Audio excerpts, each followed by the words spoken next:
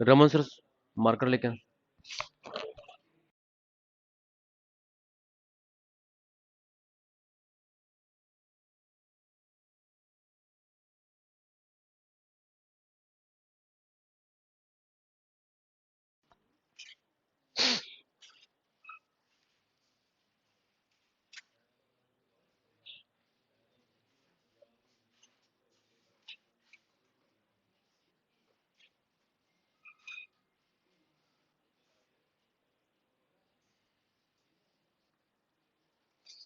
यहाँ तो नहीं।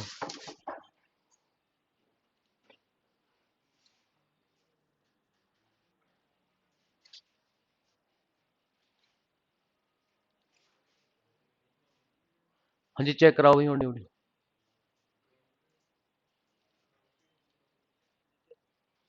चलो।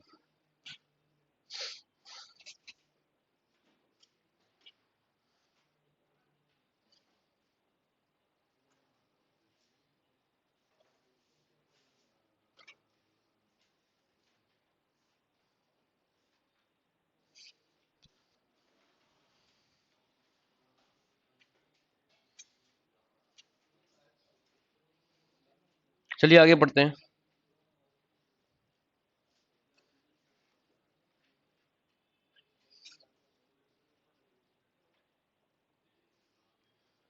इंडिया गेट जानती हैं आप कहाँ पे?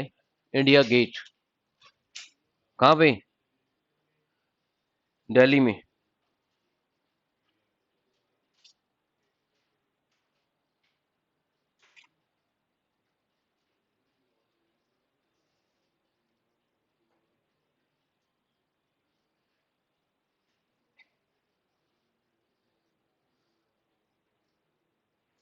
ब्रिक्स वाला हो गया।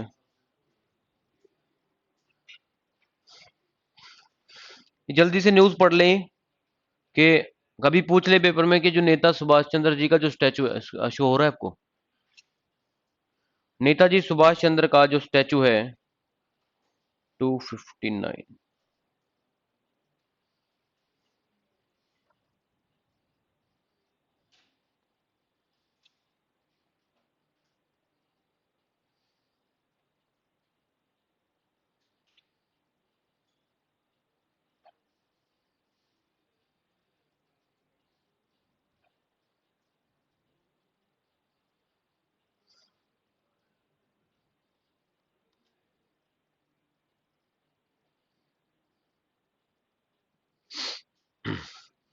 Prime Minister Modi has announced a statue of Netaji Subhash Chandra Bose, freedom fighter, during the modern India. Finally, Azad Hind फौज का एक दिल्ली चलो का एक वो भी दिया था उन्होंने। और आज़ादी की फ्रीडम की फाइटिंग में एक बहुत इंपॉर्टेंट रोल प्ले किया था। तो इंडिया गेट पे इनका एक स्टैचू इंस्टॉल कर रहे हैं। क्या कर रहे हैं? लोकेशन आ सकती है कहाँ पे कर रहे हैं इंस्टॉल, कहाँ पे कर रहे हैं? इंडिया गेट पे। कहाँ पे कर रहे हैं? इंडिया गेट पे। तो आज थोड़ा मैं फास्ट ट्रैक पे न्यूज़ पढ़ूंगा, एक्सप्लेन कम करूंगा। स्टैटिक जीके एक्सप्लेन होती है करंट अफेयर के साथ हमेशा। क्या एक्सप्लेन होती है? कि कौन क्या कैसे क्या क्या अब चल उसके बारे में चल रहा है। ठीक है। तो सुभाष चंद्र बोस के बारे में अगर जाएं तो फिर हिस्ट्री में जाना पड़ेगा।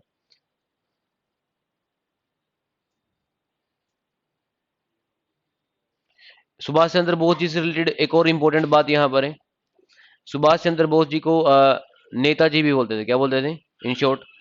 और उनकी जयंती को ऑफिशियली क्या बना दिया गया? पराक्रम दिवस। पराक्रम दिवस। अब ये पराक्रम दिवस कब सेलिब्रेट होता है? इनका बर्थडे रहता है इस दिन 3 जनवरी को। Prominent leader India Netaji Subhash Chandra Bose. क्या कंटेंट समझ में आया? कि पराक्रम दिवस 23 जनवरी को सेलिब्रेट होता है। ठीक है। जनवरी के कई डेट्स आपको पता चल गई हैं इंपॉर्टेंट्स। समझ में आया? जनवरी के जो जो मैंने इंपॉर्टेंट डेट्स बताए हैं वो आपको हमेशा याद रखनी है। बैराइल डे, एनआरआई डे, ठीक है, और डीआरडीओ डे 1 जन को होता है। और एक और डेट आ गई 23 जन, पराक्रम दिवस। और ये लेटेस्ट अपडेट हुई है, इसलिए ये डे बहुत इंपॉर्टेंट हो जाता है। क्या डिक्लेयर कर दिया इसको? पराक्रम दिवस। पराक्रम दिवस।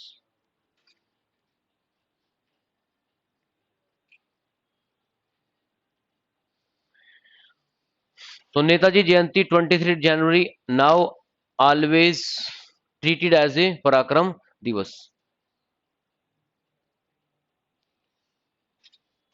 जैसे महात्मा गांधी जी की जयंती कब होती है, बर्थडे कब होता है इनका, 2 अक्टूबर, 2 अक्टूबर। और उनका जब डेथ हुआ था वो कब हुआ था, 31 या 30 जनवरी होगा ना।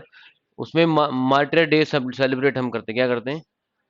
तो इसी तरह से जैसे उनके महात्मा गांधी जी को जो बर्थडे रहता है उस पे हम ड्राई ड्राई डे सेलिब्रेट करते हैं, क्या करते हैं, ड्राई डे जानते हो। चलो, तो उस थोड़ी बातें और हो सकती हैं इस पे, लेकिन थोड़ा सा आगे निकलेंगे आज। इसरो,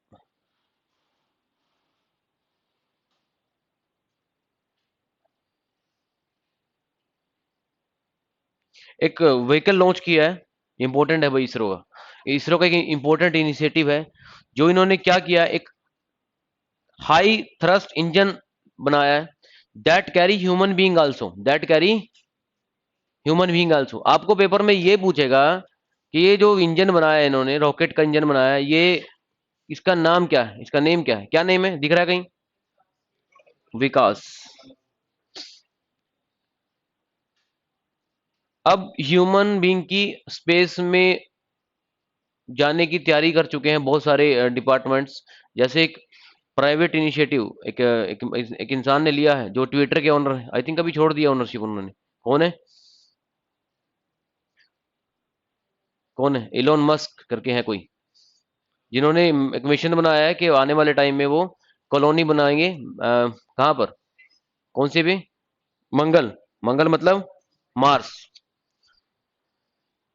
तो एनी हाउ, डीआरडीओ का इनिशिएटिव है, that carry the human being also, इसकी टेस्टिंग भी हो चुकी।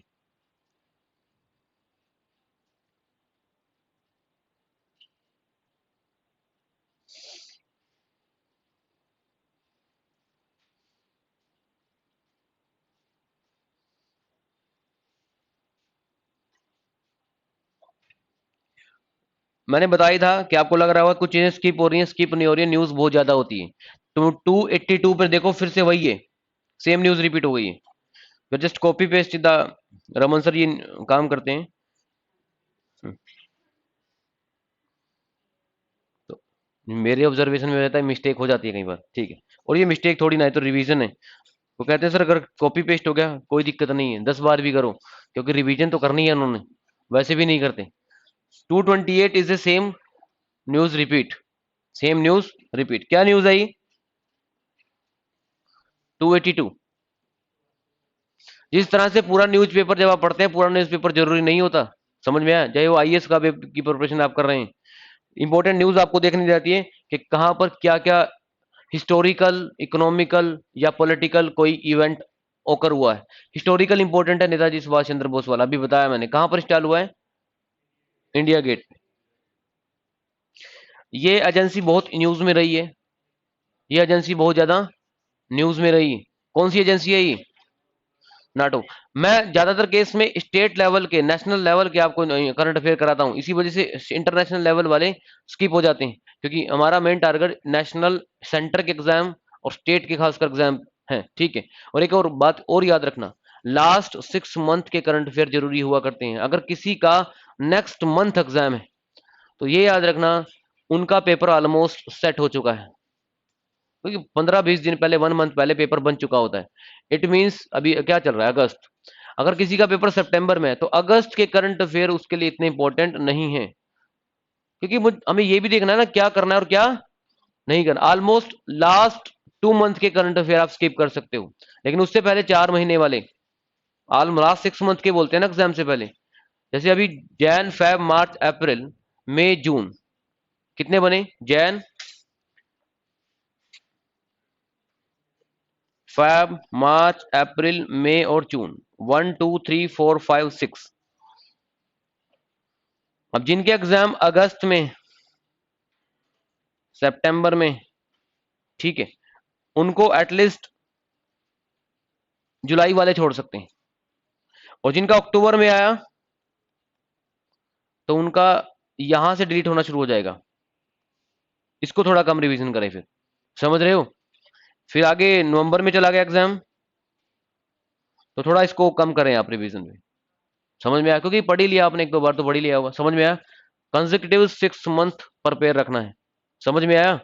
कंसेक्यूटिव, ऐसा नहीं है कि चलो करंट अफेयर पढ़ रहे हैं पढ़ रहे हैं, पता चला आप 2019 के पढ़ रहे हैं बैठे हुए, ठीक है, दिमाग चलाना ही नहीं है। मैंने कहा ना, पढ़ने के लिए भी आपको अपनी माइंड को भी ट्रेन करना पड़ेगा कि कर क्या रहे हो, वो पता होना जरूरी है। नेटो एजेंसी स्ट्रेटजी समझ में आ गई करंट अफेयर की? करंट अफेयर ये वो स्ट्रेटजी है जो आपको स्टैटिक जीके भी अपने आप कवर करवा सकती है। समझ में आया? तो नेटो एक एजेंसी है, किस लिए न्यूज में थी बताओ मुझे? नेटो न्यूज में किस वजह से थी?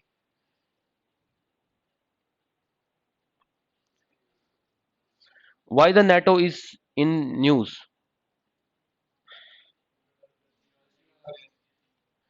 रशिया और यूक्रेन, बहुत लोगों ने सुना होगा रशिया और यूक्रेन के बीच में कन्फ्लिक्ट चल रहा है, वॉर चल रहा है।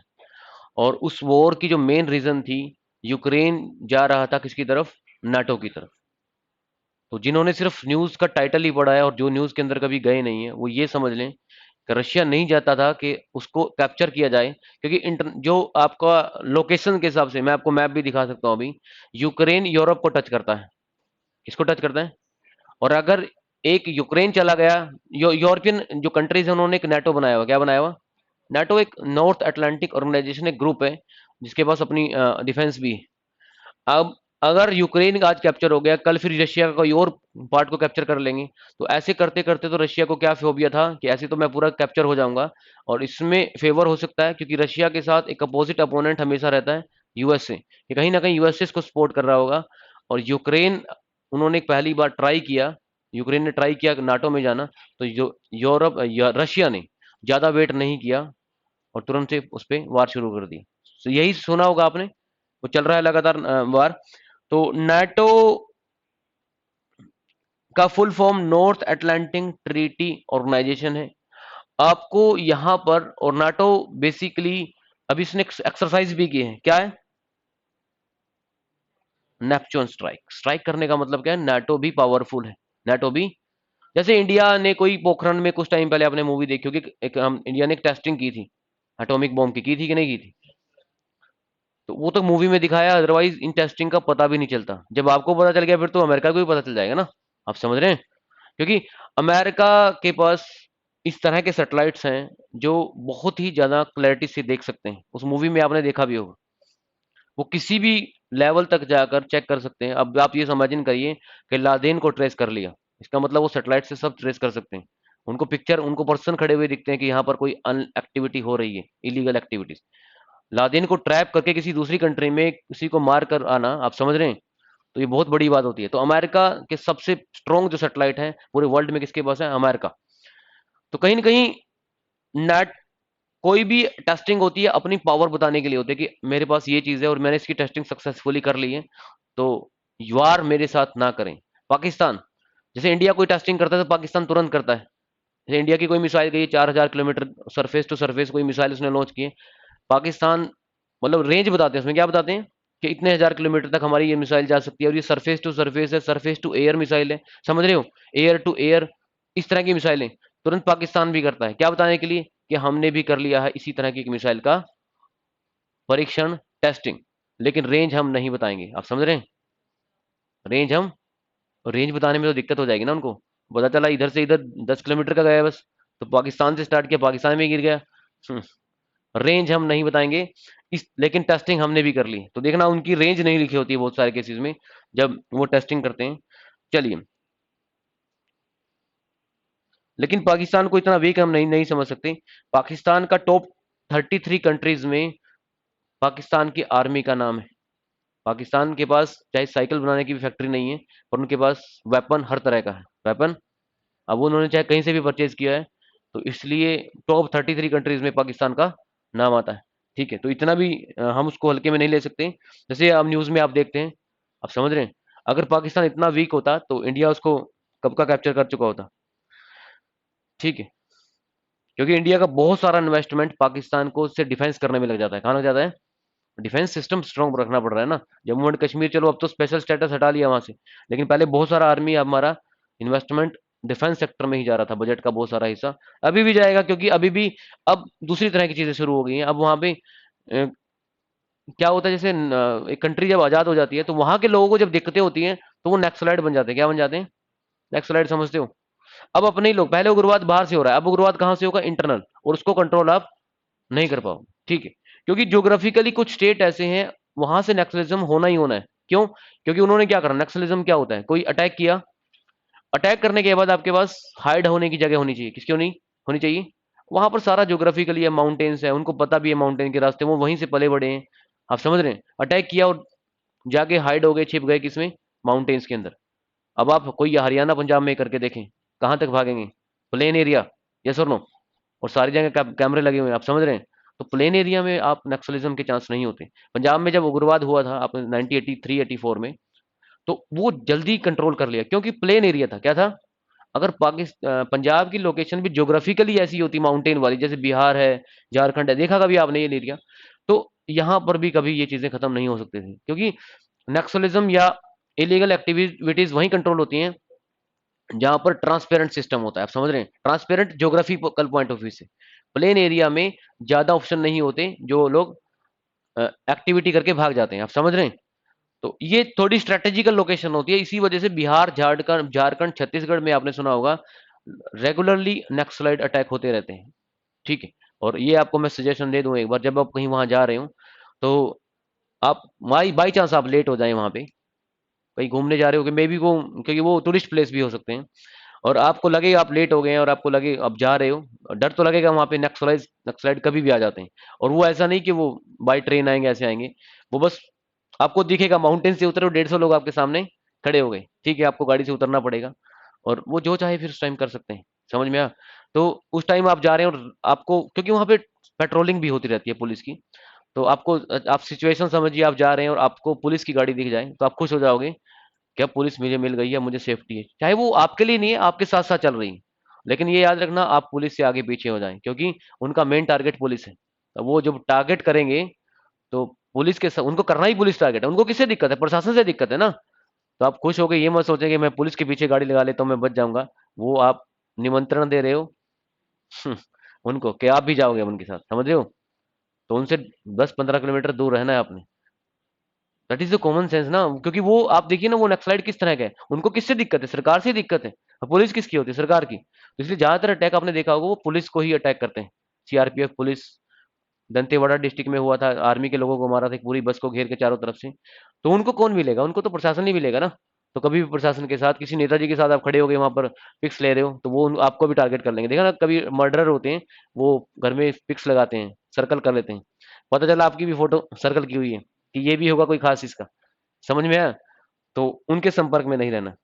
तो एनी हाउ, नेपच्यून स्ट्राइक इन्होंने क्यों की मेडिटेरियन सी में? नेटो यूक्रेन को बताने, रशिया को बताने के लिए कि नेटो के पास भी इस तरह की वेपन है, जो रशिया को डिसेबल कर सकते हैं इस युद्ध में, इस वार में पीछे हटने के लिए। समझ में आया? बस मुझे अभी याद नहीं आ रहा है, नाटो का हेड ऑफिस, ये आपके लिए क्वेश्चन है। बेल्जियम है ना, ये याद रखना। नाटो का हेड ऑफिस हमेशा इंपॉर्टेंट हुआ करते हैं। हेड ऑफिस, जो इंटरनेशनल ऑर्गेनाइजेशंस हैं, इनके हेड ऑफिस या हेड क्वार्टर का क्वेश्चन बन जाता है। These are always important. Clear है भाई?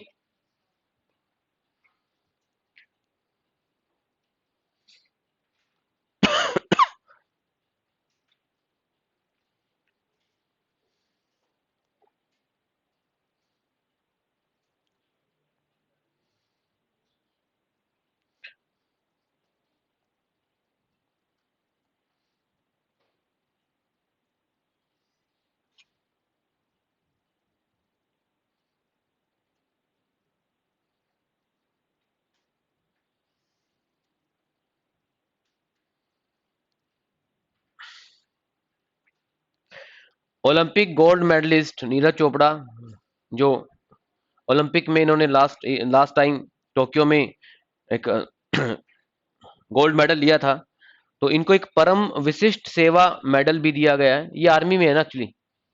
तो ईव होता है एक दिन पहले, मतलब या रिपब्लिक डे के ऊपर। तो रिपब्लिक डे कब होता है? 15 अगस्त, 26 जनवरी। मैं देख रहा था कि आप सो तो नहीं गए। 26 जनवरी को होता है रिपब्लिक डे। रिपब्लिक का मतलब होता है ऐसा कंट्री जहां का हेड री इलेक्टेड हेड हो। क्या हो? इलेक्टेड हेड हो। जैसे अभी एशिया का एक दिन मैं आपको मैप बताया था, एशिया के मैप में मैंने आपको चाइना के बिल्कुल बॉटम में जाके देखना, ताइवान करके है कुछ। चाइवान का कई बार रिपब्लिक ऑफ चाइना भी बोलते हैं इस एरिया को, क्योंकि चाइना उसको कैप्चर करके रखता है। जैसे तिब्बत का डिस्प्यूट रहता है चाइना के ऊपर, चाइना उसको अपना मानता है कि तिब्बत तिब्बत मेरा पार्ट है। समझ में आया? तो ताइवान पे लास्ट टाइम अटैक भी किए थे चाइना ने। चलिए,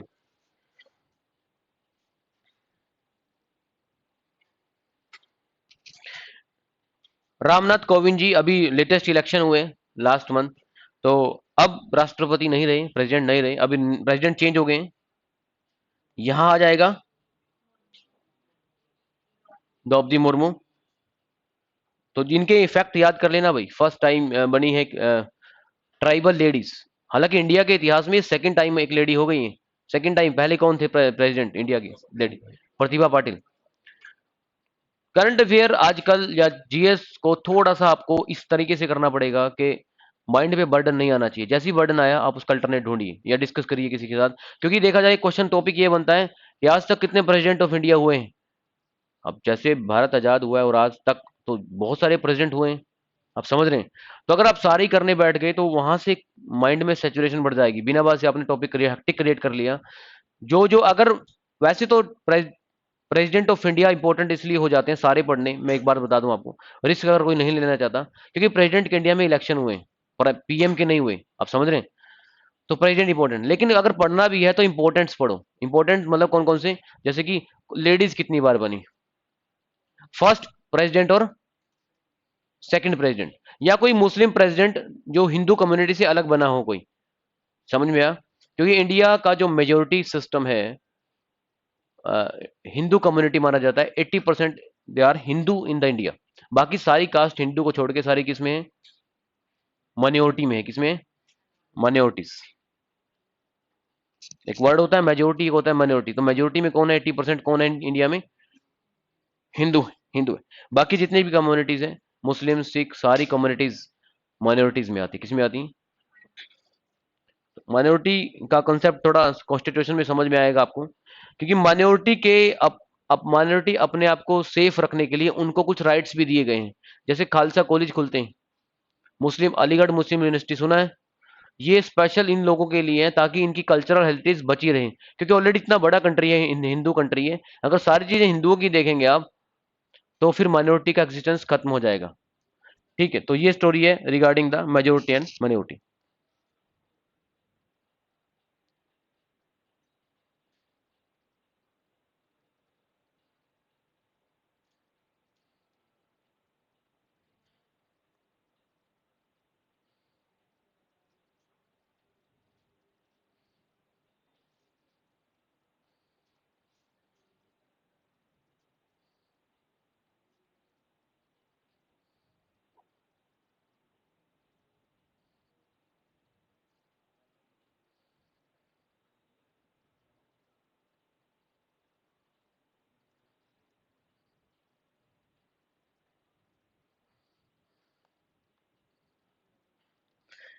फाइनली, जैन मंथ के डेज बहुत इंपॉर्टेंट है।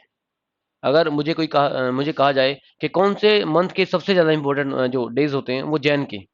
रीजन क्या है? क्योंकि इसमें बहुत इंपॉर्टेंट एक्टिविटीज होती हैं, जैसे कि डीआरडीओ का फाउंडेशन होना, फर्स्ट जैन, बैराइल डे जो मैंने आपको बताया था, फिर एक एनआरआई डे, प्रवासी भारतीय दिवस। कल क्वेश्चन पूछा था मैंने आप लोगों से, टास्क दिया था, कहाँ सेलिब्रेट होगा? इंदौर। कहाँ सेलिब्रेट होगा नेक्स्ट ईयर 2023 में? इंदौर। क्लियर है? ट्रैफिकिंग अवेयरनेस के बारे में भी बताया था, बहुत डिस्कशन की थी, आज सिर्फ डेट ही बता रहा हूं। ट्रैफिकिंग अवेयरनेस मतलब ह्यूमन बीइंग को सेल और परचेज करना। तो ऐसे इस टाइम पहले ऐसी, जब ये अलाउद्दीन खिलजी के टाइम में भी तो होते थे, और अकबर ने बंद की थी स्लेवरी सिस्टम। किसने बंद की थी? तो उस टाइम ये होता होगा, मतलब मार्केट में 10 रुपए की 5 लोग, 5 रुपए के 10 लोग, आप समझ रहे हैं? 20 रुपए की अब 4 रुपए के हो गए जाते जाते, आप समझ रहे हैं? तो जैसे वेजिटेबल्स होती हैं, तो ये सिस्टम अकबर ने बंद किया था, slavery system. So that is called human trafficking awareness. और आजकल ये किसमें कन्वर्ट हो गई है? किडनी वगैरह जो ह्यूमन ऑर्गन्स ट्रांसप्लांट करके सेल परचेज किए जाते हैं, तो उस पे ये कन्वर्ट हो गई। One of the most important man in the Hindu Indian history, the name is Swami Vivekananda. Always concentrate on the youth power, always concentrate on the youth power. Swami Dayanand, sorry Vivekananda, Swami Vivekananda. Dayanand Saraswati अलग, वार्य समाज के फाउंडेशन थी उनकी। Swami Vivekananda national youth day celebrate करते, क्या करते हैं? कई बार exam में क्वेश्चन आ जाता है स्वामी विवेकानंद के जो गुरु थे वो कौन थे? ठीक है, रामकृष्ण परमहंस। रामकृष्ण, तो अगर चंडीगढ़ में मिल जाए आपको रामकृष्ण परमहंस, तो मिल जाएगा आपको, एक डिपार्टमेंट है इसका, एक सेक्टर 15-16 के आसपास कहीं है। ठीक है,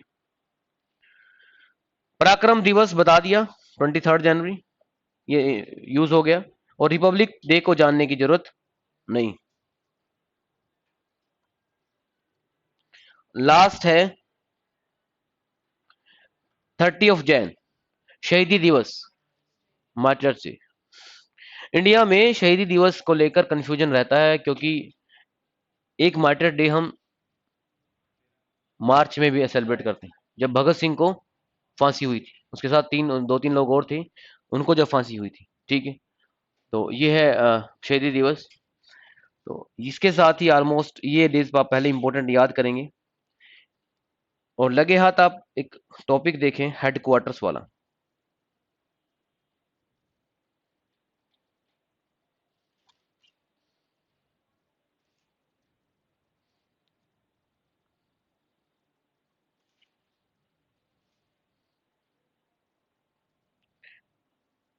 FAO, FIFAD और WFP, सब में कॉमन वर्ड है फूड। क्या कॉमन वर्ड है? ये इंटरनेशनल ऑर्गेनाइजेशन है। Food, food and food, food agriculture organization, international fund agriculture development, world food program. Left hand side में एब्रीवेशन लिखे हुए हैं और राइट हैंड साइड में इनकी फुल फॉर्म लिखी हुई है। इन सब के हेडक्वार्टर कहां पर हैं? रोम में है। रोम कहां है? इटली में। ठीक है, इन सब के हेडक्वार्टर कहां है? रोम में। कल IMF का बताया था और वर्ल्ड बैंक का, Washington DC, Washington DC. Food वाले सारे रोम इटली में चले गए। मॉनेटरी पैसे वाले वर्ल्ड बैंक, ये IMF भी लोन ही देता है आपको, ये हेल्प करता है IMF, इंटरनेशनल मॉनेटरी फंड। मैंने बताया भी था, वर्ल्ड बैंक का मेंबर होने से पहले आपको IMF का मेंबर होना पड़ेगा। आपको नहीं कह रहा मैं, कंट्री को करते मेंबर बनाते हैं। पता लगा आपने मेल डाल दी कि मुझे भी मेंबर बना लो, ठीक है, मुझे घर लेना, लोन चाहिए, वर्ल्ड बैंक से नहीं ले सकते आप लोन। वर्ल्ड बैंक का लोन जो मेंबर बनेंगे वो कंट्रीज बनेंगी, क्या बनेंगी?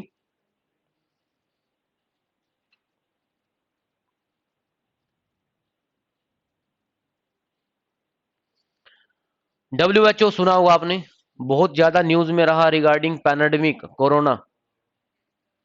और WHO जो कहेगा वही ठीक हो जाएगा, कि कोरोना का जो वायरस है 10 मीटर से आपको टच कर सकता है, तो ठीक है, WHO ने बोल दिया। कल वो कह रहा नहीं नहीं 10 मीटर से नहीं, 20 मीटर से भी कैच कर सकता है।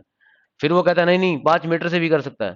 तो कोरोना वायरस की जो स्ट्रेंथ बढ़ रही थी, घट रही थी, वो अकॉर्डिंग टू WHO के वर्डिंग्स में बढ़ रही थी। ठीक है, तो लोग, अब जब उसने कहा कि 5 मीटर से भी आपको कैच कर सकता है, तो वो उन लोगों की तो वैसी डेथ हो गई हुई। कल तो मैं मिला था 5 मीटर के आसपास में उन लोगों से, बिल्कुल पास खड़े होकर मिला था मैं उनसे। तो बहुत सारे लोगों की ऐसी डेथ हो गई जो बिल्कुल ट्रस्ट कर रहे थे न्यूज के ऊपर। ठीक है, और जबकि वर्ल्ड WHO पे मैंने भी ऑब्जर्वेशन की, लगातार उसने अपनी स्टेटमेंट चेंज की, लगातार। तो न्यूज ऑथेंटिक है कि नहीं है, तो ये आपको देखना चाहिए। ठीक है, वर्ल्ड हेल्थ ऑर्गेनाइजेशन, मैं ये नहीं कह रहा हूं कि वर्ल्ड हेल्थ ऑर्गेनाइजेशन ने गलत स्टेटमेंट दी, उसने भी कुछ ऑब्जर्वेशन की होंगी भाई। मैं ये कह रहा हूं कि आपको अपनी बॉडी पे रिएक्शन तब करना है, पैनिक तब होना है जब आपको सीरियसली कुछ लगे। क्योंकि ज्यादातर लोग पैनिक से, जो हार्ट अटैक आते हैं वो पैनिक से आते हैं। किससे आते हैं? एक डिस्कवरी पे मैं डिस्कवरी पे क्या आती है, डॉक्यूमेंट्री टाइप आती है। एक बार एक प्लेन क्रैश हुआ, तो सडनली इसके लेफ्ट राइट हैंड पार्ट में, लेफ्ट जहां भी पर उसमें उसमें उसमें आग लग गई, उसमें फायर हो गई और वो ओपन हो गया। क्या हो गया? फाइनली वो नीचे गिर रहा था, तो देखा फाइनली जब जहां पर वो गिरा, समुद्र में वो गिरा, तो जब चेक किया बाद में उनकी बॉडीज के पोस्टमार्टम हुए, तो देखा कि जब वो गिरा था, जिस टाइम पे वो गिरा था, 50-60% लोग पहले ही मर चुके थे। आप समझ रहे हैं? पानी में गिरने के बाद तो से पहले ही मर चुके थे। पानी में गिरने के बाद तो मरेंगे, सभी मरे थे इसमें। लेकिन जो डेथ पहले ही हुई थी, उनका रीजन क्या था? पैनिक होके हार्ट अटैक आना, कि गए भाई अब तो। आप समझ रहे हैं कि अब नहीं बच सकते। तो दैट इज कॉल्ड पैनिक होना, दैट इज कॉल्ड। तो जब आप बहुत घबरा रहे होते हैं, डॉक्टर के पास अब जाते हैं, तो कई कई लोगों को तो डॉक्टर पे उनको देख कर ही ठीक हो जाते हैं। आप समझ रहे हैं? जैसे आप अचानक एक्सीडेंट हो गया और वो घबरा रहे होते हैं, तो डॉक्टर पहले बोलते हैं आप शांत बैठिए। आप समझ रहे हैं? तो दैट इज कॉल्ड माइंड ना। माइंड को लगता है कि मेरा काम खत्म होने वाला है, इंस्ट्रक्शन देने वाला, तो माइंड आपको पैनिक कर देता है। तो मैंने कहा ना, हमेशा ट्रेनिंग ऑफ माइंड जरूरी है। ट्रेनिंग ऑफ तो ट्रेनिंग ऑफ माइंड के हिसाब से आपको चलना चाहिए। तो WHO हो, कोई भी ऑर्गेनाइजेशन हो, कोई भी न्यूज दे रही हो, आप पहले फील करें कि रिलेटिव में ट्रुथ है भी कि नहीं। WHO, WMO और अनक्टेड। अनक्टेड तो फुल फॉर्म जाननी जरूरी है यहाँ पर। WHO का काम हेल्थ, WMO का काम मेट्रोलॉजिकल। ये मेट्रोलॉजिकल क्या होता है? ये मेट्रोलॉजिकल क्या होता है? अरे ये मेट्रोलॉजिकल क्या होता है? हम्म मेजर करना, उल्का को देखना, मीटरों को देखना। और बताओ भाई कोई। मेट्रोलॉजिकल डिपार्टमेंट होता है जो वेदर की इंफॉर्मेशन देता है। किसकी इंफॉर्मेशन देता है? वेदर की, कि आज बारिश आ जाएगी, आज बारिश नहीं आएगी। आप समझ रहे हैं? तो ये कि इस साल मानसून कैसा रहेगा, ज्यादा आएगा, कम आएगा, लेट आएगा, पहले आएगा। ये सारे डिपार्टमेंट इंफॉर्मेशन कौन देता है? Meteorological department. जब डिपार्टमेंट का नहीं पता तो कल वैकेंसी निकलेगी तो कैसे करोगे? अब कहेंगे मेट्रोलॉजिकल में तो निकली है, मुझे तो उल्का पिंड का मुझे क्या करना है। आप समझ रहे हैं? मेट्रोलॉजिकल डिपार्टमेंट भी है चंडीगढ़ 38 या 39 में, 39 में शायद, मेट्रोलॉजिकल डिपार्टमेंट। तो वो तो छोटा इंडिया का है, वर्ल्ड लेवल पे जो है। चंडीगढ़ सेक्टर 39 मत देख लेना, नन ऑप्शन उसमें आ जाए, आप कहेंगे सेक्टर 39 था इसका। तो एक्चुअली ये वर्ल्ड लेवल पे पूछा हुआ है, क्या है? और नन मत टिक कराना, क्या टिक करके आना है? Geneva, Switzerland. United nation conference on trade and development. Trade होता है बिजनेस, ट्रेड होता है बिजनेस। तो वो कहां पर हेडक्वार्टर है? जेनेवा। जेनेवा कहां पर है? स्विट्जरलैंड में, स्विट्जरलैंड में। तो रोम हो गया, रोम हो गया, स्विट्जरलैंड जेनेवा हो गया, और वाशिंगटन डीसी हो गया, वाशिंगटन डीसी हो गया।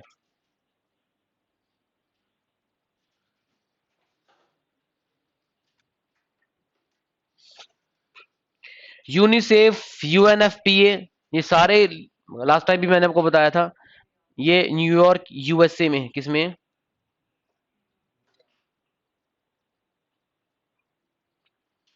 यूनेस्को का कहां पर है?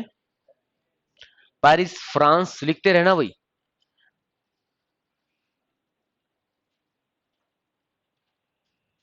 यूनेस्को जो वर्ल्ड हेरिटेज साइट को रिकॉग्नाइज करती है।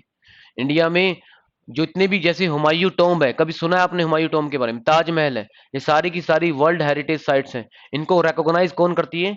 यूनेस्को। वो बोलती है कि आज से ये वर्ल्ड लेवल पर रिकॉग्नाइज हो गया। अब इंडिया गवर्नमेंट ये नहीं है कि ताजमहल को आए और उसको बैनिश कर दें और बोले यहाँ तो हम कुछ और बनाएंगे, क्योंकि Taj Mahal is architecture of Muslim community, उन्होंने ही बनाया था ना। तो वो वर्ल्ड हेरिटेज, वो विरासत होगी वर्ल्ड लेवल पे। तो इस तरह से, जैसे किसी स्टेट में पंजाब है, मान लिया पंजाब, कोई डिपार्टमेंट है पंजाब में DRDO का, या कोई रेलवे का डिपार्टमेंट है, तो पंजाब गवर्नमेंट ऑर्डर नहीं देगी इस डिपार्टमेंट को हटाओ। पंजाब में जब सेंटर की सरकार ही नहीं है, मतलब कौन सी सरकार है? आम आदमी पार्टी। सेंटर में है एनडीए गवर्नमेंट। तो वो DRDO होना या रेलवे का कोई डिपार्टमेंट होना, वो सेंटर की प्रॉपर्टी है स्टेट में। समझ रहे हैं? उसी तरह यूनेस्को की प्रॉपर्टी बन गई किसमें? कंट्रीज में। किसमें? तो आप ऐसे नहीं कि कब जब मर्जी जाओ और अपना, क्या होता है, कौन बनाते हैं ये मैकेनिकल बनाते, सिविल वाले बनाते हैं। कौन सी मशीन होती है वो? अरे कौन सी मशीन होती है जो बिल्डिंग्स को गिराती? क्या बोलते हैं इसको? अरे बिल्डिंग गिराने के लिए वो आता है ना, येलो कलर का मशीन, कौन सी होती है? JCB machine. जाके नहीं लेके खड़े हो गए JCB मशीन और वहां पे डिमोलिश कर दिया स्ट्रक्चर को। JCB तो जानते होंगे।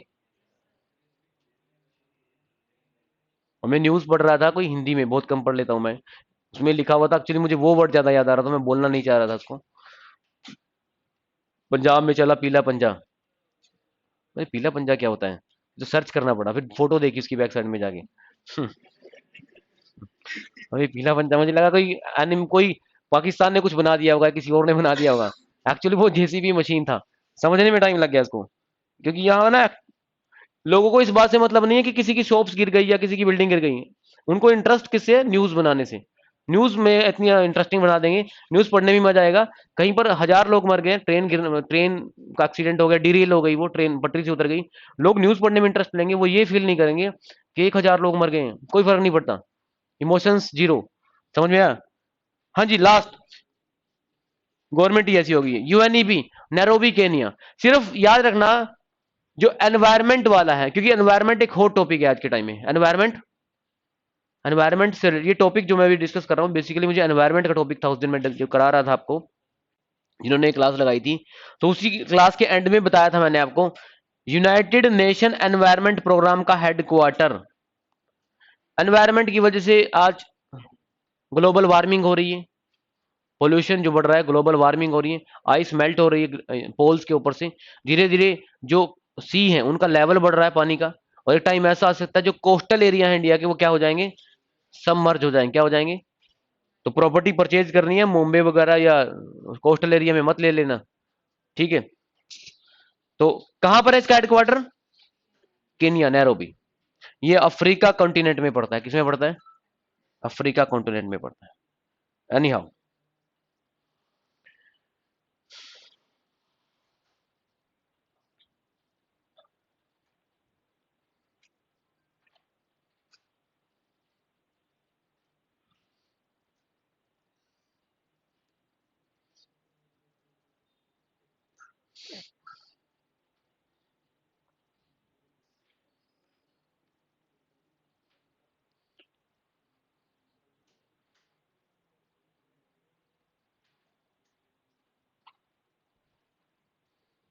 बुलडोजर, बुलडोजर भी कहते हैं क्या इसको? Bulldozer Baba, Yogi Adityanath, CM of UP. चलो, वेरी गुड।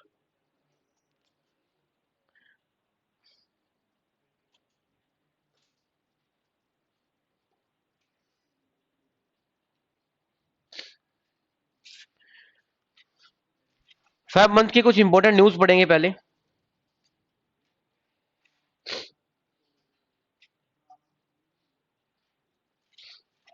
फेब मंथ में एक और इनिशिएटिव, अभी इसरो का भी इनिशिएटिव पड़ा था आपने कुछ देर पहले, जैन मंथ में क्या इनिशिएटिव था? ह्यूमन बीइंग को भेजने के लिए स्पेस में उन्होंने विकास इंजन बनाया था। पेपर में नहीं बताने आऊंगा मैं।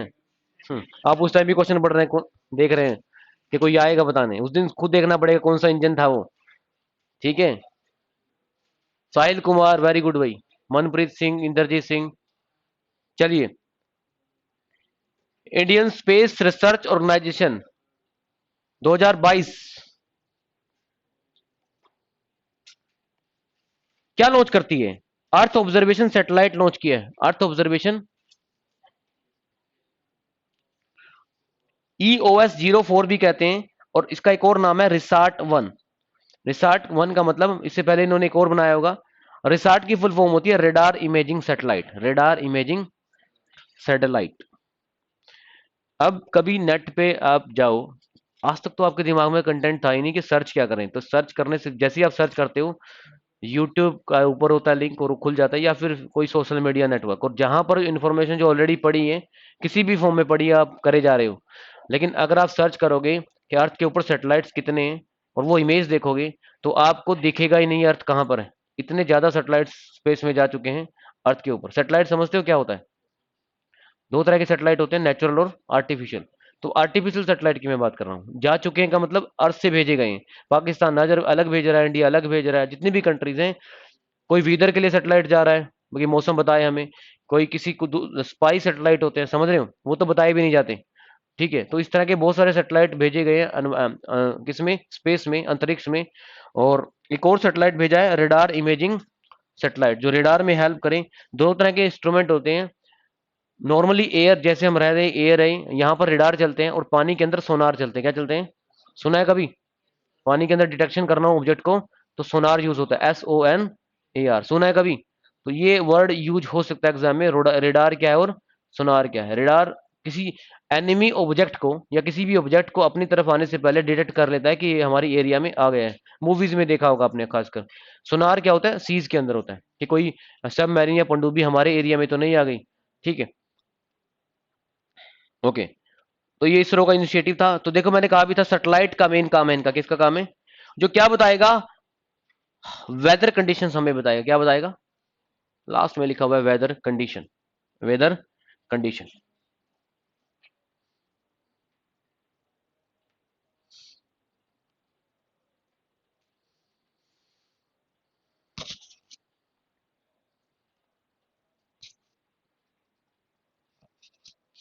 Jammu and Kashmir top the list of state and union territory. India में यूनियन टेरिटरी है या फिर स्टेट है, दो ही तरह की बॉडी एग्जिस्ट करती हैं पूरे इंडिया को कवर करते हुए। कितनी स्टेट है? 28 स्टेट है और 8 यूटीज है। उसमें जम्मू एंड कश्मीर भी क्या बन गई? अब एक यूटी बन गई। एक सर्वे हुआ, एक सर्वे हुआ, और जहां पर देखा गया जो यहाँ की मीडिया है वो सबसे ज्यादा ट्रांसपेरेंस है। ट्रांसपेरेंट समझते हो?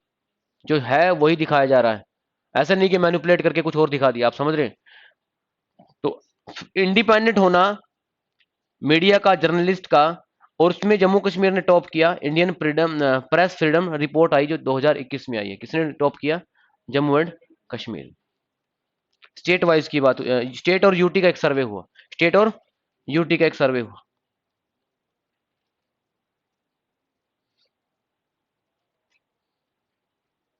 सी हियर 1111 करके एक न्यूज है, बहुत इंपॉर्टेंट हो सकती है। अभी इसके बारे में डिस्कशन भी हो रही थी।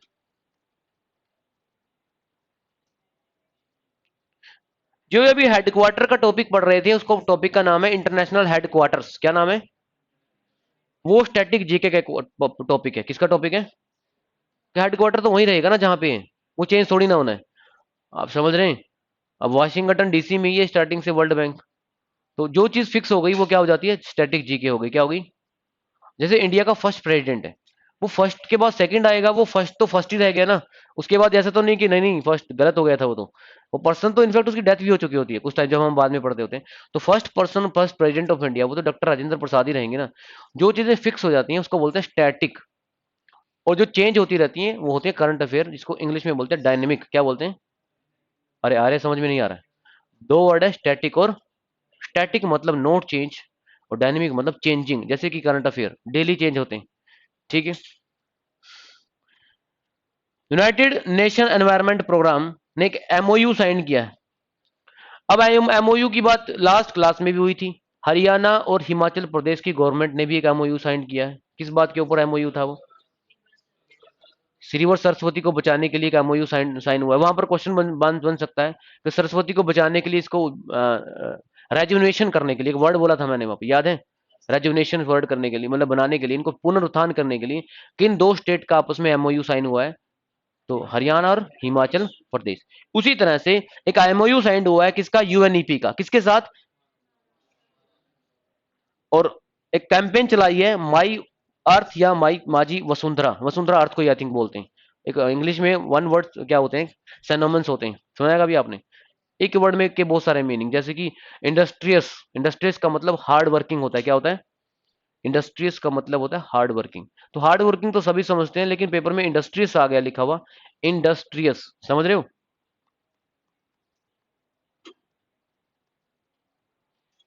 इसका मीनिंग हार्ड वर्किंग ही होता है।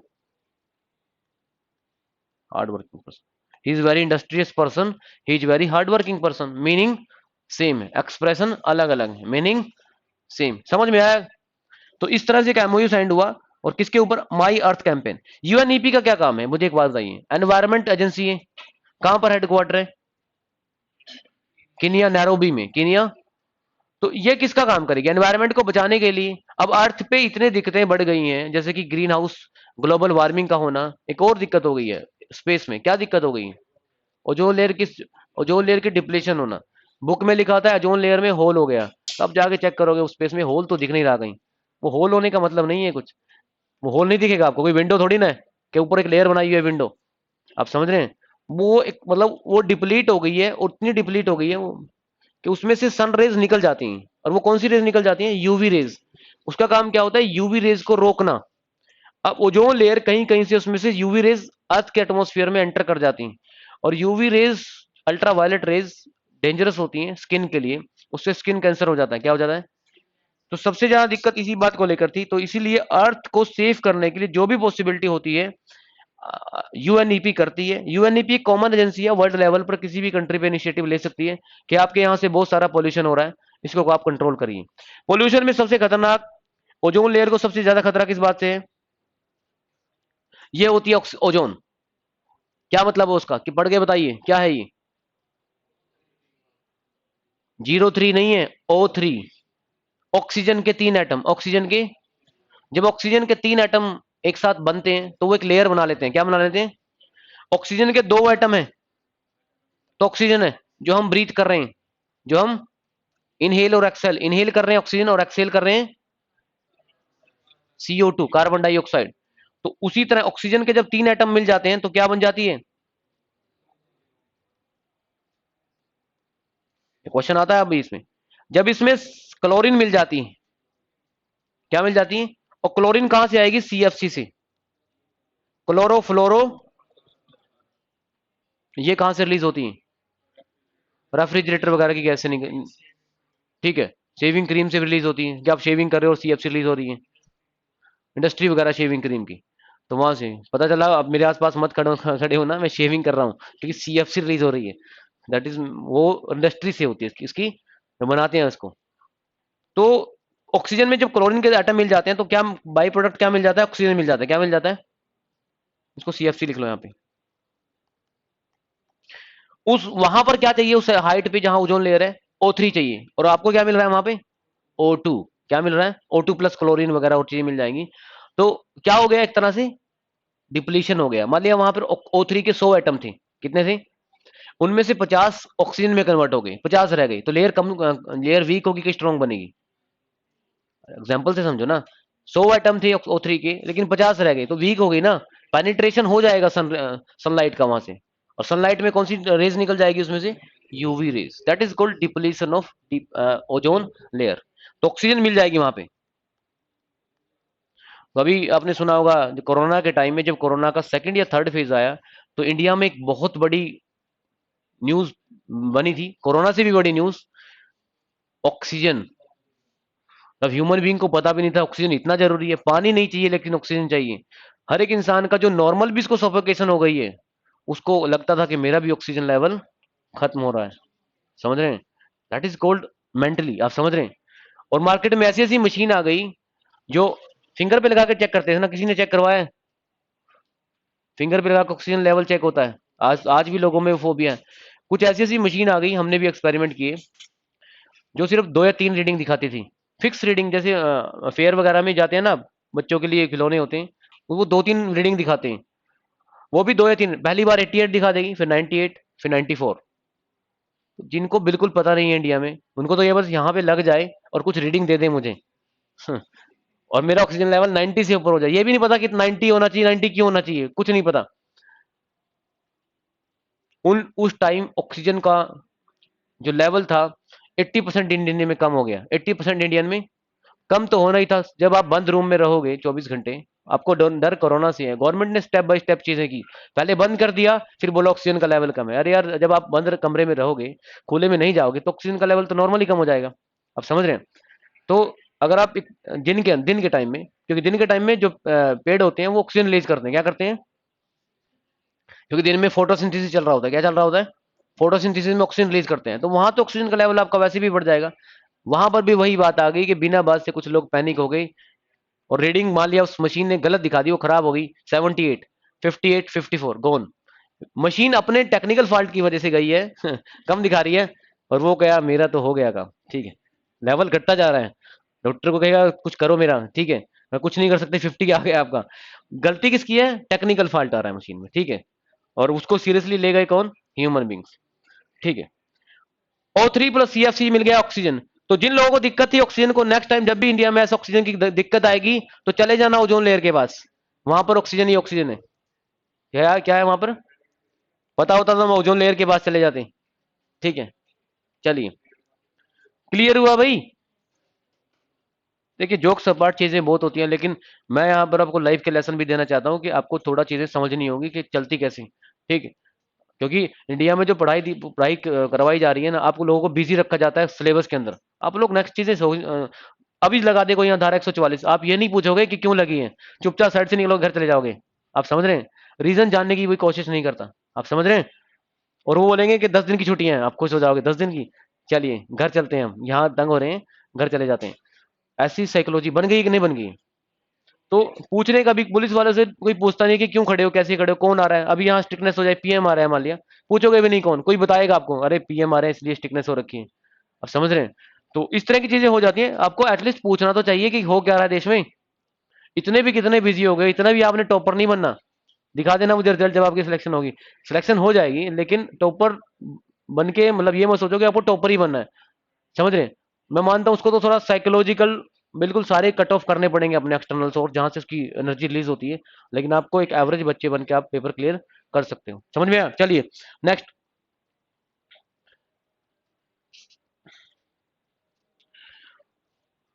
टाइम तो नहीं हो गया।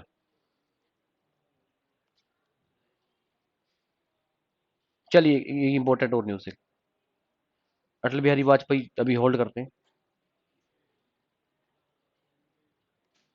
मार्च पे आते हैं।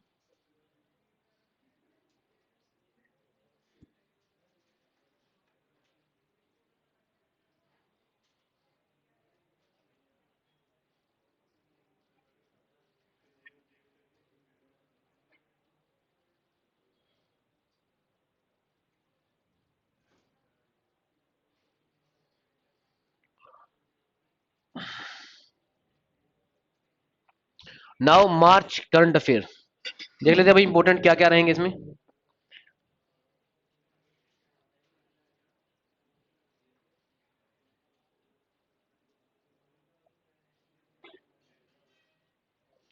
एनर्जी सेक्टर में आज के टाइम में बहुत सारी जॉब्स भी हैं, और एनर्जी सेक्टर में को रिफॉर्म करने की भी बहुत ज्यादा जरूरत है।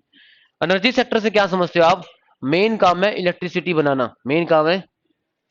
और वो आप इलेक्ट्रिसिटी बना कैसे रहे हो ये आपको समझना होगा। इलेक्ट्रिसिटी, अगर आप इलेक्ट्रिसिटी से आज भी इलेक्ट्रिसिटी बनाने के लिए कोल पे डिपेंडेंट हो, तो आप अभी भी गलत डायरेक्शन में जा रहे हो, क्योंकि वो मैक्सिमम 100 या 150 साल चलेगा। इसलिए एनर्जी बनाने के लिए अल्टरनेट सोर्स ढूंढ लिए गए हैं। कोल या कोल से बने हुए जितने भी पेट्रोलियम प्रोडक्ट्स होते हैं, कोल या पेट्रोल, पेट्रोल भी फिनिश हो जाना है। देखा होगा अब एक्सपेरिमेंट शुरू हो गए हैं। इनफैक्ट पेट्रोल पंप भी सिलेक्ट कर लिए गए हैं। अभी कुछ 2023 में पेट्रोल के साथ इथेनॉल मिक्स हुआ मिलेगा। एक्सपेरिमेंट हो गया शुरू, इथेनॉल। तो कहीं ना कहीं हम नई टेक्नोलॉजी पे मूव कर रहे हैं। इलेक्ट्रिसिटी के लिए अल्टरनेट के लिए सोलर, सुना होगा आपने, तो सोलर लगाए गए हैं। ये वो वाली एनर्जी है जो कभी फिनिश नहीं होगी, लेकिन ये आने वाले 100 साल में कहीं पीक लेवल पे पहुंचेगी। अभी हम ये अंडर गोइंग प्रोसेस में, किसमें, या डेवलपिंग प्रोसेस में, किसमें। आपने देखा अगर सोलर एनर्जी इतनी बढ़िया है, तो हर घर में सोलर पावर प्लांट क्यों नहीं है। जब ये इतना अच्छा है तो क्यों नहीं है। ये उन्हीं को पता है जिन्होंने लगवा रखा है। वही आप समझ रहे हैं मेरी बात। उन्हें 4-5 लाख इन्वेस्टमेंट किए हैं। वो तो वैसे कभी कहेंगे नहीं किसी को, बाकी दुनिया को वो ये कहेंगे ठीक है सही है, बिल कम आता है, क्योंकि उनका तो हो गया। Yes sir no. दिक्कत किस बात में आती है, मेंटेनेंस ज्यादा है। मेंटेनेंस, आप जब भी कोई परचेज करते हो, कोई डिवाइस, कोई भी व्हीकल, कुछ भी लेते हो आप, जिसकी मेंटेनेंस ज्यादा हो, तो आपका कहीं ना कहीं एक पॉइंट ये भी होता है उस चीज को ना लेने के लिए। समझ में आया। तो सोलर पावर प्लांट या जो ये चीजें होती हैं, ये इसलिए ज्यादा ट्रेंडिंग में नहीं है क्योंकि इनकी मेंटेनेंस ज्यादा है, और इनके जो सर्विस इंजीनियर हैं वो भी इतने इजीली अवेलेबल नहीं है। अगर ये मार्क जो टेक्नोलॉजी है बिल्कुल चिप हो जाए, सर्विस इंजीनियर हर जगह मिले इसके, आप समझ रहे हैं। और जो आपकी रिप्लेसमेंट है प्रोडक्ट्स की, जैसे कोई खराब हो जाती है प्लेट, जो सोलर पावर प्लेट होती हैं, वो कम कॉस्ट में बदली जाए, तो हर एक इंसान क्या लगवाएगा, सोलर पावर पैनल ही लगवाएगा। कोई दिक्कत नहीं है उस चीज में। ठीक है। दिक्कत क्या है कि आने वाले अभी टाइम और लगेगा। इंडिया को तो परचेज करने पड़ रहे हैं यहाँ से, ये जितने भी प्रोडक्ट हैं, सोलर पावर पैनल्स होते हैं, वो बाहर से क्या करने पड़ते हैं, परचेज करने पड़ते हैं। इंडिया में आज भी रिसर्च चल रही है थ्योरेटिकली। बना कौन रहा है, चाइना या इसराइल, ये कंट्रीज बना रही है आईसी वगैरह। आप समझ रहे हैं। इंडिया में क्या चल रही है, थीसिस, थ्योरेटिकली। ठीक है। तो इसलिए जब बाहर से परचेज करना पड़ता है तो एक्सपोर्ट इंपोर्ट ड्यूटीज लग जाती हैं, तो उससे वो चीजें क्या हो जाती हैं, कॉस्टली हो जाती हैं। क्या हो जाती हैं, आपने देखा होगा जो गाड़ियां, जो व्हीकल या बाइक्स महंगी हैं, कॉस्टली हैं, जो बाहर की कंट्रीज हैं वो ज्यादा महंगी होती है। रीजन क्या है? उन पे ड्यूटीज लगती है। क्या लगती है? समझ में आया? इंपोर्ट एक्सपोर्ट जो भी ड्यूटीज लगती हैं वो उस पे लगती होती हैं। तो अभी तमिलनाडु और कर्नाटका साउथ की दो स्टेट है इंडिया की, तमिलनाडु और, दोनों साउथ में है इंडिया के। इन्होंने किस पे काम किया है? टॉप स्टेट बनी है, मतलब तमिलनाडु ने ओवरटेक कर लिया कर्नाटका को। Installed renewable capacity, renewable capacity में दो फेमस स्टेट का नाम बताइए इंडिया की, तमिलनाडु और कर्नाटका। मतलब जैसे सोलर पावर प्लांट लगा रहे होंगे ये लोग, इलेक्ट्रिकल व्हीकल बना रहे होंगे, आप समझ रहे हैं, ई व्हीकल, पेट्रोल पे अपनी डिपेंडेंसी कम कर रहे हैं ना। जो आपके फोसाइल फ्यूल होते हैं, एक वर्ड होता है इंग्लिश में फोसाइल फ्यूल, समझते हो फोसाइल फ्यूल को? इसमें सारे प्रोडक्ट आ गए, कोल आ गया, पेट्रोल आ गया, डीजल आ गया, क्रूड ऑयल, सब इन पे डिपेंडेंसी कम हो जाएगी। अगर फोसाइल फ्यूल पे आपकी डिपेंडेंसी कम होगी, इससे दो फायदे होंगे। क्या फायदा? एक तो आपकी एनर्जी कंटिन्यू चलती रहेगी आपके पास, क्योंकि यार आपको एनर्जी की वैल्यू का तब पता चलेगा अगर अचानक यहाँ लाइट चले जाए तो क्लास भी नहीं होती, आपको पता है। क्लास चलाने में बड़ा दिक्कत होती है। इन्वर्टर से कितना टाइम चलेगा? 1 घंटा 2 घंटा। जब लाइट चली जाती है तो तब हमें फील होता है कि एसी भी लगा हुआ है यहाँ पे, क्या कहते हो? अदरवाइज अभी तो एसी फील ही नहीं हो रहा कि यहाँ पे एसी लगा हुआ है। तो एनर्जी कंटिन्यूस बनी रहे, इसलिए रेन्यूएबल एनर्जी का बनाए रखना बहुत जरूरी है। कोल, पेट्रोलियम प्रोडक्ट, फोसाइल कभी ना कभी फिनिश हो ही जाएंगे। ठीक है। दूसरा, पोल्यूशन। अगर रेन्यूएबल एनर्जी से आप काम करोगे तो पोल्यूशन क्या हो जाएगा? जीरो हो जाएगा। क्या हो जाएगा? ई व्हीकल से पोल्यूशन कहाँ हो रहा है? ठीक है, तो ठीक है, कंप्रोमाइज करना पड़ेगा आपको, क्योंकि डेवलपिंग टेक्नोलॉजी में, इसलिए भी ई व्हीकल भी पूरी तरह से नहीं आए। लेकिन हाँ, इस पे भी एक्सपेरिमेंट शुरू हो गया है। ई चार्जिंग, जैसे पेट्रोल स्टेशन होते हैं ना, तो ई चार्जिंग स्टेशन भी लगाए जा चुके हैं, मतलब उस पे काम चल रहा है। ई चार्जिंग स्टेशन समझते हो? जैसे पेट्रोल खत्म हो गया कहीं पे, आप पेट्रोल डलवा लेते हैं, तो चार्जिंग स्टेशन बनेंगे। क्या बनेंगे? चलिए नेक्स्ट आ गया।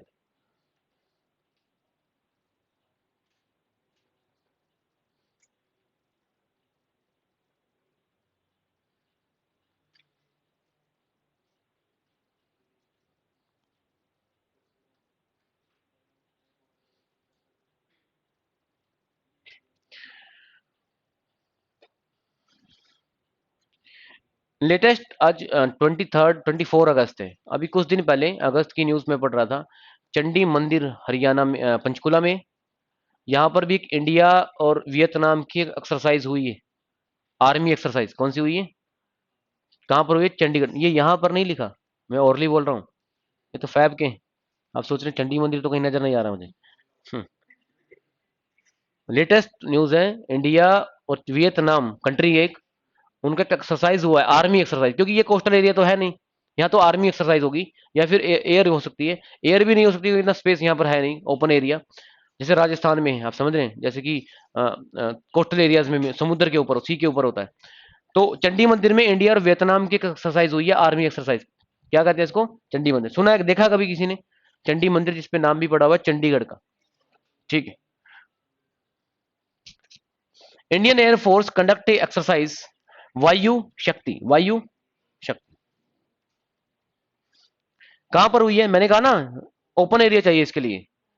कई बार एक्सपेरिमेंट करते करते आपका कोई प्लेन गिर जाए, तो पॉपुलेशन, दिल्ली में तो नहीं कर सकते ना, दिल्ली में सबसे ज्यादा पॉपुलेशन डेंसिटी, डेंसिटी समझते हो, तो कम एरिया में ज्यादा लोगों को रहना। तो जहां पर एरिया ओपन होंगे, जैसलमेर में बहुत सारा ओपन एरिया है, तो वहां पर एक एक्सरसाइज की गई वायु शक्ति के नाम से। किसने की? आईएएफ ने। आईएएफ कौन है?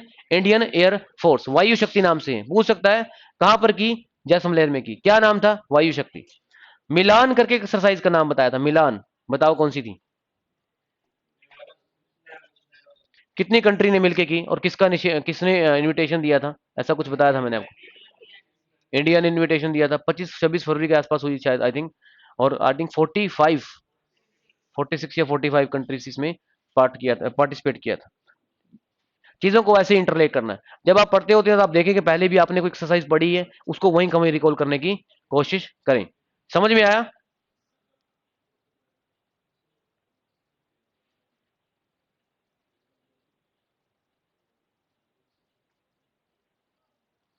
ये 50 नंबर पे एक न्यूज है, बहुत इंपॉर्टेंट न्यूज है।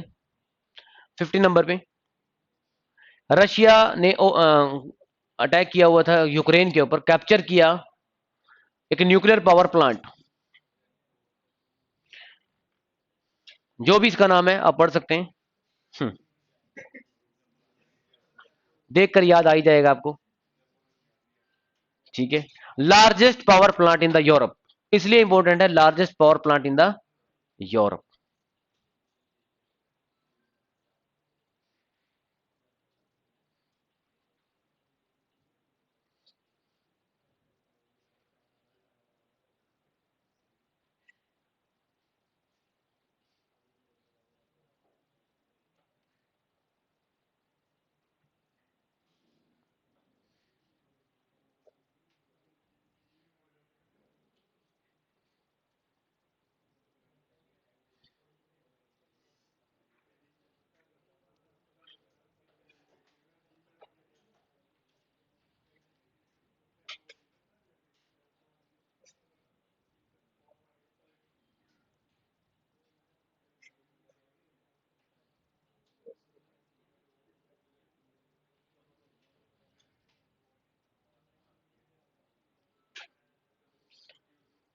103,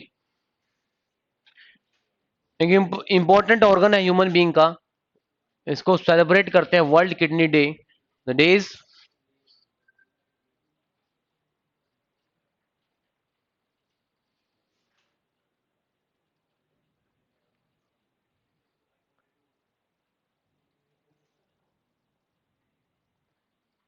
कब सेलिब्रेट करते हैं? तो देखो ये इंडिया है, यहाँ पर लोगों को हर बात कंपेन करके बतानी चलती, कैंपेन चलानी पड़ती है, सफाई करनी है, कैंपेन चलानी पड़ेगी, स्वच्छ भारत अभियान। इनको कुछ नहीं पता, यही तो वजह है कि यहाँ पर पॉलिटिशियन इनका पूरा बेनिफिट उठाते हैं, उठाएंगे भाई। किडनी, कुछ लोगों को तो ये नहीं पता कि किडनी बॉडी का पार्ट है। आप समझ रहे हैं, एक है कि दो है? अनअवेयरनेस, मैं आपकी नहीं कर रहा हूँ, आप समझ रहे हो, हमें तो पता था। अरे आपको तो पता था, जो इलिटरेसी है वो कहाँ गई? ठीक है, तो ये कैंपेन चलाई जाती है उन लोगों के लिए, किडनी डे। क्या जी, कि आपके पास दो किडनी है, कितनी है? ऐसा ना हो कि डॉक्टर बोले कि तेरे पास चार है, एक दे दे मुझे, उससे ही साइन भी करवा लें। क्या कहते हो? तो चार है, क्या दिक्कत है? ठीक है, तो अभी तो उससे एक निकाल लेगा ना चार बोल के, वो एक तो सर्वाइव। अच्छा, आईफोन ले लिया। तो ये तो साइकोलॉजी है। तो बोल देगा चार है, आप तीन से काम चला लो अपना, वो दे देगा, वगैरह भाई सही है, कोई दिक्कत नहीं है। तो अपने आसपास जहां पर वो रहता है, और लोगों को भी मोटिवेट करेगा, कोई बताएगा अरे दो थी, एक दे आया, दो और मत दे देना। ठीक है, एक्चुअली यहाँ से क्वेश्चन रिफ्लेक्ट होता है साइंस, एनवायरमेंट से। कौन सा? एनवायरमेंट से। एनवायरमेंट को फिल्टर करने का काम भी, किडनी का काम क्या होता है? फिल्टर करना, फिल्ट्रेशन करना, क्या करना? बॉडी के जो पार्ट होता है, जो वेस्ट होता है जो बॉडी का, उसको फिल्टर करती है, निकालती है kidney. That is one of, जिन लोगों को किडनी की डिजीज हो जाती है, उनको दिक्कत यही होती है कि ब्लड में जो आपकी एक्स्ट्रा जो वेस्ट है वो बाहर नहीं निकल पाता, तो उनका फिर बार बार डायलिसिस किया जाता है। क्या किया जाता है, सुना है कभी आपने? अभी क्वेश्चन भी आया था कि बाद जो डायलिसिस होता है वो किस सिचुएशन में होता है? किडनी डैमेज की सिचुएशन में, किसमें? समझ में आया? तो फिल्ट्रेशन का मेन काम है, क्या काम है? उसी तरह से एनवायरनमेंट की किडनी होती है, क्या होती है? उसको कहते हैं वेटलैंड। क्या कहते हैं? तो लिख लो नोट बना के, environment kidney, nature kidney, nature's, NAT kidney.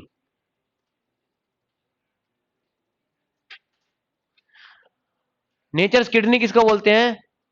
Wetland. Wetland पे मैंने कुछ कल बताऊंगा, वेटलैंड पे कुछ इन्फॉर्मेशन दूंगा मैं। और जिनको नहीं पता है वेटलैंड, वो आज थोड़ा सर्च करें इसके ऊपर, वेटलैंड क्या होती है। एक एग्जांपल दे देता हूँ, चंडीगढ़ में सुखना लेक एक वेटलैंड है। क्या है? Wetland. Nature's kidney, nature's kidney, इसका मतलब है 5 मिनट आप और ले सकते हो। नेचर्स किडनी,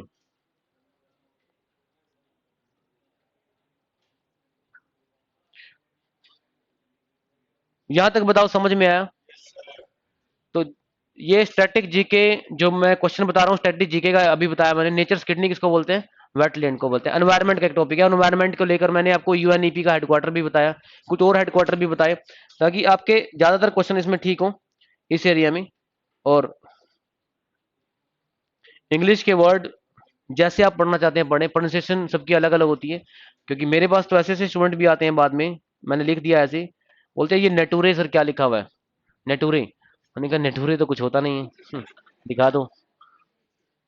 तो आप ही ने लिखवाया, आप और मुझ पे एक्साइट हो रहे हैं कि ना, एक्साइट क्यों हो रहे भाई, बताओ लिख क्या दिया मैंने? मैं कहते नेचर है। ओके, ठीक है, चलिए, jokes apart.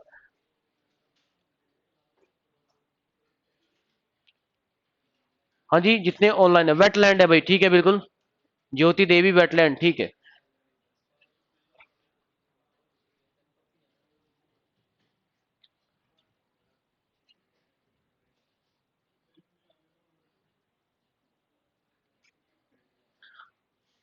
Any doubt? Sahil, Jyoti, Indrajeet. चलिए, थैंक यू।